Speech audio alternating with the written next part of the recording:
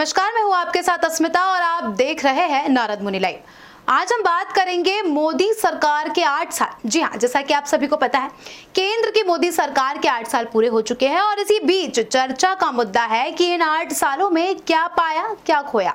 इन 8 सालों में आपकी जिंदगी कितनी बदली, आपके खाने की थाली में क्या परिवर्तन आए, आपके दफ्तर में क्या बदलाव हुए, एंटरटेनमेंट के तरीकों में क्या क्या बदलाव नजर आए और देश ने क्या पाया और क्या खोया। अब आप सोच रहे होंगे कि इन सभी का मोदी सरकार से क्या ताल्लुक है, तो इसके बारे में एक उदाहरण देकर मैं आपको समझाना चाहूंगी।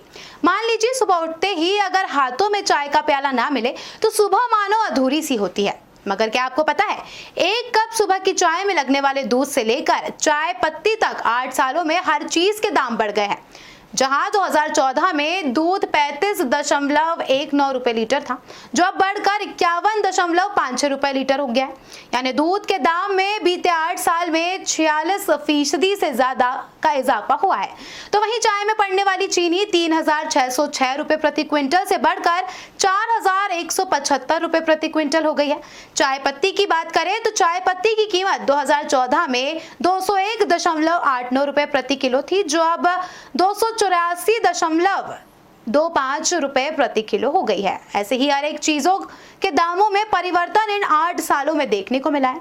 तो क्या है वो सारी चीजें, जानने के लिए देखिए नारद मुनि की खास रिपोर्ट। बता दें कि 26 मई 2014 को जब नरेंद्र मोदी ने प्रधानमंत्री पद की शपथ ली थी, उस दिन खुदरा बाजार में गेहूं 2,161 रुपए क्विंटल था। यह 25 मई 2022 को 2,968 रुपए क्विंटल हो चुका है। आटा बीते 8 साल में 2,300 रुपए से बढ़कर 3,349 रुपए प्रति क्विंटल हो चुका है। 2014 में 2,806 रुपए क्विंटल वाला चावल अब 3,609 रुपए क्विंटल बिक रहा है। तुअर दाल 7,067 रुपए क्विंटल से बढ़कर 10,327 रुपए प्रति क्विंटल हो गई है। यानी बीते 8 सालों में आपकी थाली का बजट करीब 45% बढ़ गया है। वहीं अगर बात पेट्रोल डीजल के दामों की करें तो पेट्रोल डीजल के दाम में 35% से ज़्यादा का इजाफा हुआ है। 26 मई 2014 को दिल्ली में पेट्रोल 71.41 रुपए लीटर था, जो अब 96.76 रुपए लीटर तक पहुंच चुका है। डीजल के दाम 2014 में 56.71 रुपए लीटर थे, जो अब 89.66 रुपए लीटर बिक रहा है। 8 साल में पेट्रोल 35% तो डीजल 58% महंगा हो चुका है, जो 2021 में 59% हो गया। वहीं बता दें कि मोदी सरकार ने अपने कार्यकाल में जनसंपर्क पर ज्यादा फोकस किया है। इसका अंदाजा इसी बात से लगाया जा सकता है कि भारत में डाटा का खर्च पिछले 8 साल में काफी तेजी से बढ़ रहा है और कोविड के समय और उसके बाद इसमें काफी ज्यादा इजाफा देखने को मिला है। डाटा की खपत बढ़ने के साथ साथ इसकी कीमत में भारी कमी आई है। साल 2014 के मुकाबले 2021 में प्रति जीबी डाटा खर्च 259 रुपए से घटकर 10.93 रुपए रह गया। डाटा सस्ता होने के साथ साथ इंटरनेट की स्पीड भी काफी ज्यादा बढ़ चुकी है। 2014 में भारत में इंटरनेट की स्पीड करीब 1.7 मेगाबाइट प्रति सेकंड थी, जो अप्रैल 2022 तक 20.10 मेगाबाइट प्रति सेकंड पहुंच चुकी है।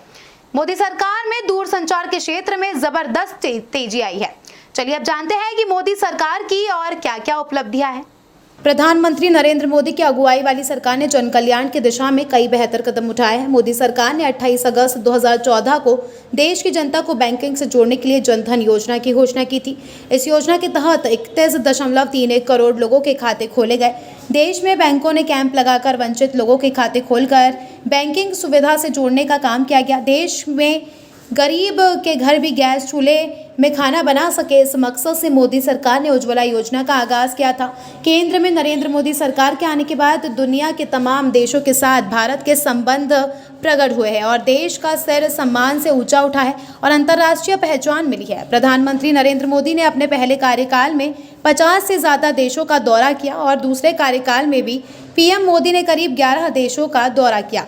अमेरिका के साथ भारत ने अपने रिश्ते मजबूत किए हैं। सऊदी अरब से लेकर यूएई सहित तमाम इस्लामिक देशों ने भारत के प्रधानमंत्री नरेंद्र मोदी को देश का सर्वोच्च नागरिक सम्मान से सम्मानित भी किया है। मोदी सरकार ने अपने दूसरे कार्यकाल में सबसे ऐतिहासिक फैसला जम्मू कश्मीर को लेकर लिया, जो जनसंघ के जमाने से उसकी प्राथमिकता रहा है। जम्मू कश्मीर में अनुच्छेद 370 को निष्प्रभावी बनाने का कदम उठाने के साथ साथ राज्य को 2 हिस्सों में बांटने का काम भी इसी कार्यकाल में हुआ। राष्ट्रपति रामनाथ कोविंद ने जम्मू कश्मीर को विशेष राज्य का दर्जा देने वाले अनुच्छेद 370 को निष्प्रभावी करने का प्रस्ताव मंजूर किया और जम्मू कश्मीर और लद्दाख को 2 केंद्र शासित प्रदेश में बांट दिया। भारत में नया गुड्स एंड सर्विस टैक्स और सवर्ण आरक्षक का मसला लंबे समय से अटका हुआ था। मोदी सरकार ने सत्ता में आने के 3 साल बाद संसद से जीएसटी को पास कराया और यह देश में जुलाई 2017 से लागू हो गया।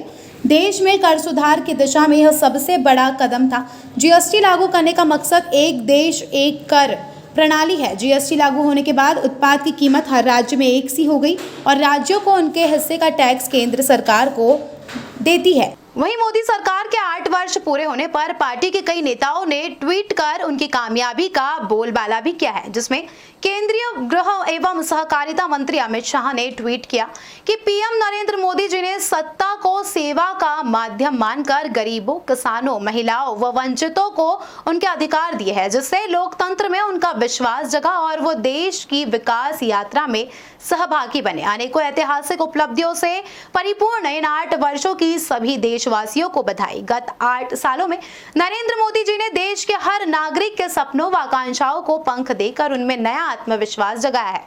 मोदी जी ने अपने सक्षम नेतृत्व व दृढ़ इच्छा शक्ति से न सिर्फ देश को सुरक्षित करा बल्कि कई ऐसे निर्णय लिए जिससे हर देशवासी का सिर गर्व से ऊंचा उठा। इसके अलावा भी पार्टी के बड़े नेता जैसे नितिन गडकरी, स्मृति ईरानी आदि ने ट्वीट कर अपने विचार साझा किए हैं।